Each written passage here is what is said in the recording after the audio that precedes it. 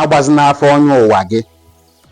Gee ntị, ife ị na-achọ n'uke enu dị n'ụka anị. Your onye ụwa is not actually the problem. The problem here is you. Now, what is actually onye ụwa? And to put it straight, your onye ụwa and your chi are two different entities, but they must co-work. They co-inhabit with each other. Now, gịnị bụ onye ụwa? Even the language onye ụwa kọwara onwe onye ụwa. Onye avụ nọ n'ụwa. You are your onye ụwa. Pay attention to this message. If you are the incarnate of your grandfather, which means your grandfather alogo ụwa, nachieta azụ again in a different body, but on the same mission. Your onye ụwa is your soul. For you to understand this analogy, the only English word that can equate your onye ụwa is your soul.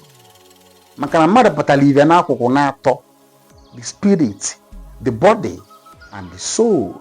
Your spirit is your chi, which is the vital energy that permeates every living thing. Your soul bụ onye ụwa gị. Your onye ụwa embodies the chronicles of your genealogy. It embodies your chromosomes.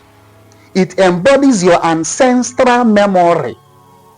Even ala ụwa is your soul, not your chi. The chi is a divine spark.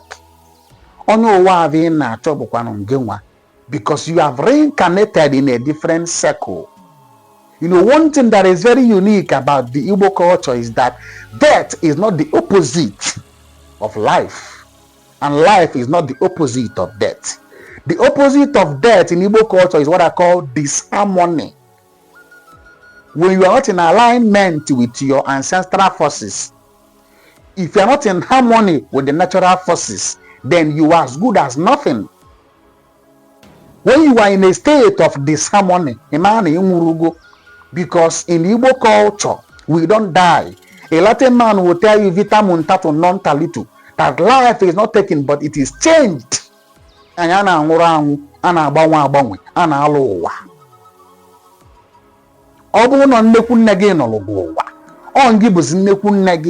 in that same journey of becoming in a different existence, your soul embodies the memory of who you are. This deveju that we normally encounter comes from the soul. You embody your Onyeuwa. I am the embodiment of my grandfather Iloma. If you know Iloma, Iloma. This is the same individual in a journey of becoming. Every soul is assigned by the cosmic forces to fulfill a particular assignment in a family, in a society, in a civilization. And sometimes it can be fulfilled in one lifetime. That is why you have to reincarnate to start from where you stopped. So before Baba Fono Wagi, Malogoda Amal, that you embody your Onyeuwa. You embody the consciousness of your Onyeuwa. Your Onyeuwa is that database that stores everything about you, including your emotion. Namdi Zori Loma Nichebe, or Nando Jenamo, Dalon.